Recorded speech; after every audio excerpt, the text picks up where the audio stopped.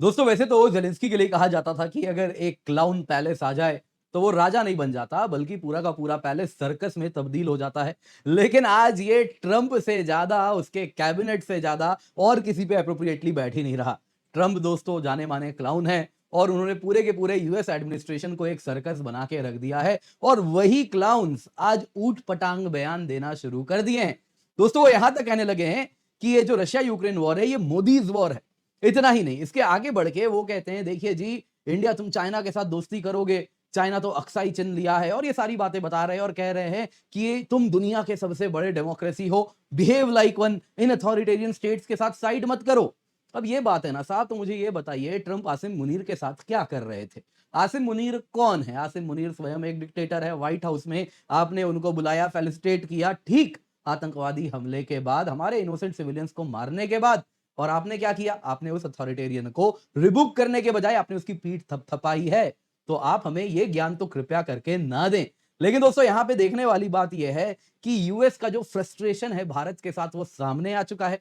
Clearly US को लग रहा था कि भारत बिखर जाएगा, जैसे यूरोपियन यूनियन, जापान हुआ, कुछ वैसे ही भारत भी बिहेव करेगा। लेकिन वो भूल गए, शायद होता यही है ना दोस्तों, होता यूं है कि ट्रंप और उनके बिजनेस एसोसिएट जब सरकार चलाने लगते हैं तो उनको समझ नहीं होती है, वो इतिहास नहीं पढ़ते। वो भूल गए जब भारत 70s का था तब भी अमेरिका को आंखें दिखाता था, 90s का भी दिखाता था और आज का भारत भी यही कर सकता है यदि जरूरत आना पड़े तो खैर अब वो फ्रस्ट्रेटेड है, वो एक डाउन स्लोप ढूंढना चाह रहे हैं, समझ रहे हैं कि चीजें हाथ के बाहर जा रही हैं तो कैसे चीजों को कंट्रोल में लाया जाए। तो उसके पहले इस प्रकार के ऊट पटांग बयान आने शुरू हो चुके हैं। आप देख सकते हैं दोस्तों, ये कह रहे हैं ये पीएम मोदी का वॉर है।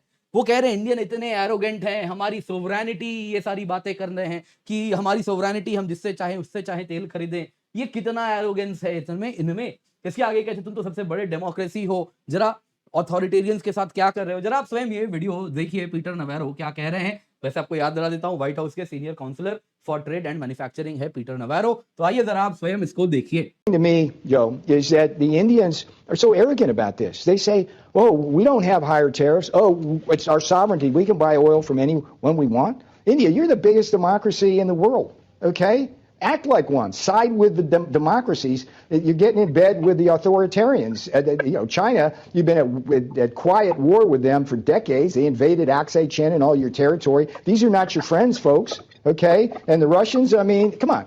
With a direct appeal to the listeners. Yeah. दोस्तों दूसरी तरफ पीटर नवैरो से एंकर ने पूछा ये क्या कह रहे हैं, मोदीज वॉर? आप कहना चाह रहे हैं पुतिन्स वॉर? कह रहे हैं नहीं नहीं, मैं मोदीज वॉर की बात कर रहा हूं क्योंकि मोदीज के वॉर के वजह से सब कोई अमेरिका में लूज कर रहे हैं। क्या टैक्स पेयर्स, क्या फैक्ट्रीज, क्या इंडस्ट्रीज। आप स्वयं सुनिए ये क्या कह रहे हैं। So everybody in America loses because of what India is doing. The consumers and businesses and everything lose, and workers lose because India's high tariffs cost us jobs and factories and income and higher wages. And then the taxpayers lose because we got to fund Modi's war. Okay. The road to peace runs at least partly right through New Delhi. I mean Modi's war. Let me ask because the road to peace runs in part through New Delhi. I mean, that's a lot of money. तो जैसा आप लोगों ने सुना दोस्तों, तो आइए जरा एक बार देखते हैं इन्होंने क्या कहा, इसका विश्लेषण करते हैं और साथ ही साथ एक आईना भी दिखाएंगे। जब आप हमें इन बेड विद डिक्टेटर्स की बात कर रहे हैं तो ट्रंप तो स्वयं बॉर्डर लाइन डिक्टेटर हैं। आज वो जो टैरिफ लगा रहे हैं वो इमरजेंसी लॉज के अंतर्गत लगा रहे हैं। ये लॉज वॉर टाइम में लगाने के लिए बनाए गए थे। आज वो लॉज भी as a matter of fact US के कोर्ट में चैलेंज हो रहे हैं, लेकिन आप हमें ज्ञान दे रहे हैं। आइए जरा दोस्तों आज के वीडियो में इसी पर चर्चा करते हैं, पर इससे पहले आगे बढ़े आपसे निवेदन है वीडियो लाइक करें, चैनल सब्सक्राइब करें, बेल आइकन अवश्य दबाएं, हमारे टेलीग्राम चैनल में जरूर जाएं, जाके हमारे साथ अवश्य वहां पर जुड़ जाएं।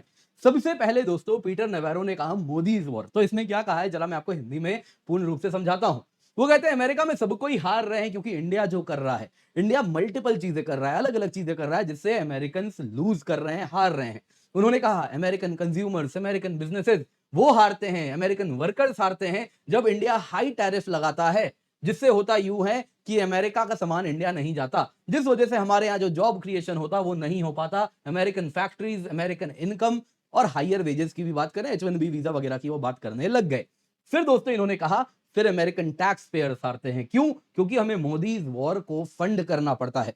यहां एंकर घबरा गए। आप कहना चाहते हैं पुतिन्स वॉर? बोले नहीं नहीं नहीं, मैं कहना चाहता हूं मोदीज वॉर, क्योंकि पीस का रास्ता तो न्यू दिल्ली से ही होके जाता है। इन्होंने फिर कहा इंडिया और चाइना दोनों को ही जो ट्रेड है रशियन ऑयल के साथ बंद करना होगा, तभी जाके ये वॉर रुकेगा। आगे बढ़ के हालांकि सवाल पूछा है चाइना पे आप क्या कर रहे हैं, कुछ नहीं कर रहे, लेकिन आप इंडिया को टारगेट कर रहे हैं। आगे जरा देखते हैं, इन्होंने कहा फिर इंडिया चाहे तो कल का कल 25% उस पे जो टैरिफ लगता है वो बंद कर दे हम, लेकिन आपको कल का कल रशियन ऑयल खरीदना भी बंद करना होगा। हालांकि दोस्तों यहाँ पे आपको मैंने बताया है ये रशियन ऑयल के पीछे क्यों पड़े हैं। कल ही एक वीडियो बनाया था कि कैसे यूएस की एक्सन रशिया के साथ डील करना चाह रही है साखलिन 1 में, और अन्य जितने भी आर्कटिक रीजन में ऑयल एंड गैस फील्ड्स हैं उस पर अमेरिका की नजर है, और रशिया वहां पर चाहता है इंडियन एनर्जी कंपनीज के साथ आगे बढ़ना। तो वो इस प्रकार से इंडिया को हटा के रास्ता बनाना चाह रहे हैं अमेरिकन कंपनीज के लिए, इसीलिए सब कुछ हो रहा है। तो आज आप वापस से कुछ वही चीज देख सकते हैं, इनके बयान में भी झलक रही है, इंडिया को कैसे भी करके रशियन के एनर्जी लैंडस्केप से काटा जाए। फिर दोस्तों पीटर नवारो ने कहा इंडियंस बड़े एरोगेंट हैं। कैसे, जरा सुनिए। मेरे लिए ट्रबलिंग क्या है वो बोलते हैं, वो कहते हैं मुझे इस बात की परेशानी है कि इंडियन कितने एरोगेंट हैं। हम कहते हैं कि तुम्हारा टैरिफ हायर है, तो वो कहते हैं नहीं जी कोई टैरिफ हाई नहीं है, क्या बात करते हो। फिर हम कहते हैं रूसी तेल मत खरीदो, तो हम कहते हैं जी हम हमारी सोवरेनिटी, हम जिससे मर्जी उससे चाहे तेल खरीदे।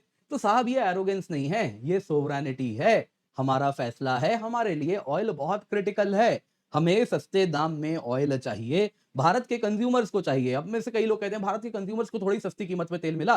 साहब अपने राज्य सरकार से भी जरा बात कीजिए, हमारे यहाँ तेल कांस्टेंट रहा 94 रुपीस पर, पेट्रोल की बात कर रहा हूं।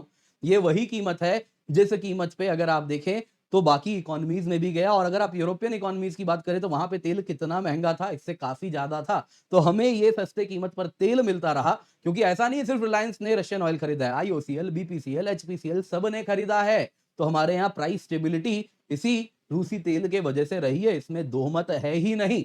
लोग कुछ भी यहाँ पे प्रोपोगेंडा चलाना चाहें, but fact of the matter यही है।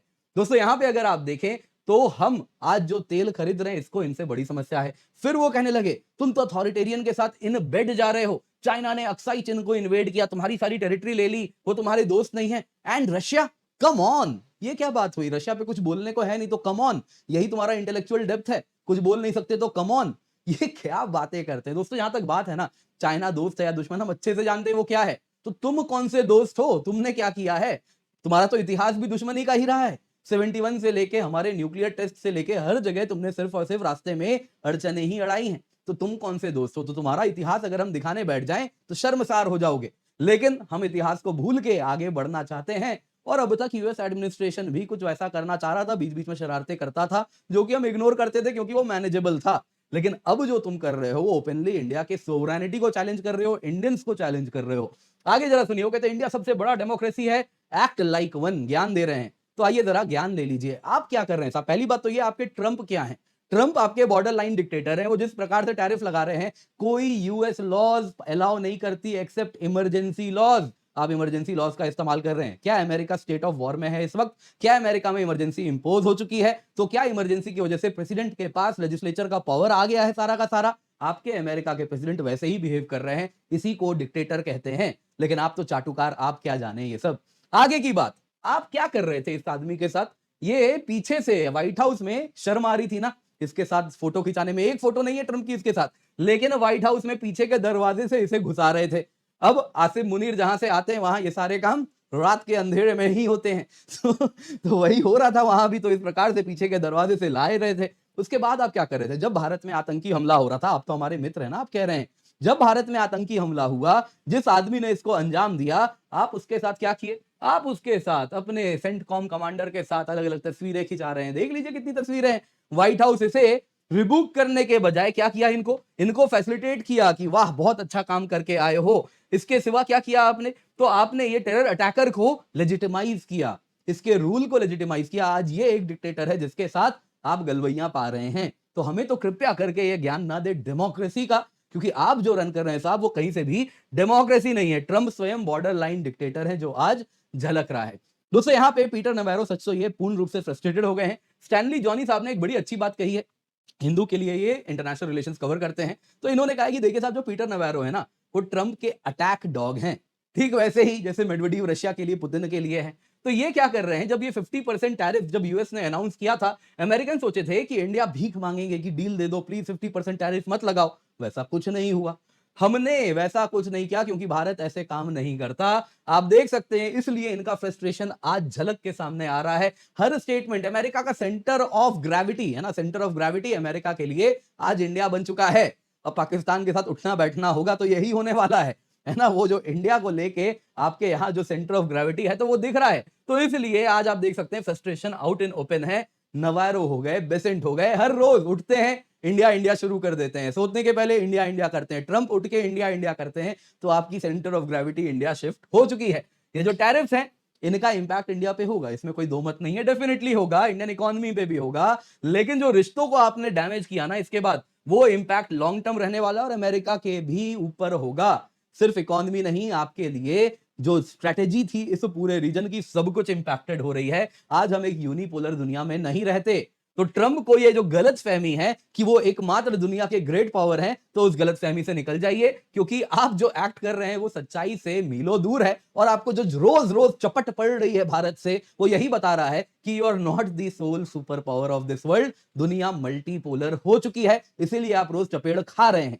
यहां पे दोस्तों 70s की बात करें, लेट 90s की बात करें, जब दुनिया सच में यूनिपोलर थी, लेट 90s की बात करें, यूएस एकमात्र सुपर पावर नहीं हाइपर पावर हुआ करता था, तब भी इंडिया सोवरेनिटी में 1 इंच भी नहीं देता था। मत भूलिए तब की सरकार मिली जुली सरकार थी, देश मोर और लेस ब्यूरोक्रेसी चलाती थी, तब भी सरकार भारत ने 1 इंच सोवरेनिटी में किसी को नहीं दिया है। तो आज तो आप भूल ही जाइए। ट्रंप एडमिनिस्ट्रेशन ने रूम को कंप्लीटली मिसरीड किया है। नतीजा यह है कि अब उनको फेस सेवर चाहिए, वो चाह रहे हैं कहीं से ऑफ रैंप मिल जाए, भारत के साथ रिश्ते सुधर जाएं। लेकिन साहब ऑफ रैंप आप ही को देना पड़ेगा। कारण बड़ा सरल है, आप रैंप चढ़ाए भी आप ही है तो उतारना भी आप ही को है, रायता आपने फैलाया है तो समेटना भी अब आप ही को है। तो इस प्रकार की बेहुदी बातें जो आप कर रहे हैं, वो करने से ऑफ रैंप आप ये उम्मीद मत कीजिए कि आपको मिलेगा, झुकना तो साहब आपको भी पड़ेगा। उम्मीद करता हूं दोस्तों आपको वीडियो पसंद आई होगी, लाइक जरूर कीजिएगा। इसके सिवा याद दिलाना चाहूंगा 19,999 रुपए में आपके लिए हम 1 साल की सब्सक्रिप्शन लाए हैं, जिसके अंतर्गत दोस्तों आपको complete GS, complete CSAT, films test series, mains test series with evaluation, सब कुछ, फिल्म्स की तैयारी, मेंस की तैयारी, सब कुछ यहां पर हम करवा रहे हैं। इसके सिवा दोस्तों अगर आप 2 साल या उससे अधिक की सब्सक्रिप्शन लेते हैं तो आपको सीएसई एश्योर मिलता है। 2 साल की सब्सक्रिप्शन 27,999 स्टार्ट हो रही है, 3 साल की 34,999 रुपए में। सीएसई एश्योर प्रोग्राम में दोस्तों जैसे ही आप सब्सक्रिप्शन लेते हैं और उसके बाद यदि आपको मन मुताबिक रिजल्ट ना मिले तो आपको 1 साल का एक्सटेंशन हम देंगे। कुछ टर्म्स एंड कंडीशन है जो कि आप यहाँ पे देख सकते हैं। तो आपको ये इंश्योर करना होगा, तो आप 2 साल की सब्सक्रिप्शन लें तो 1 साल का सब्सक्रिप्शन आपको मिलेगा। हमारी ओर से लिमिटेड पीरियड ऑफर है। यूज द कोड KC10 ताकि आपको मैक्सिमम डिस्काउंट मिल सके।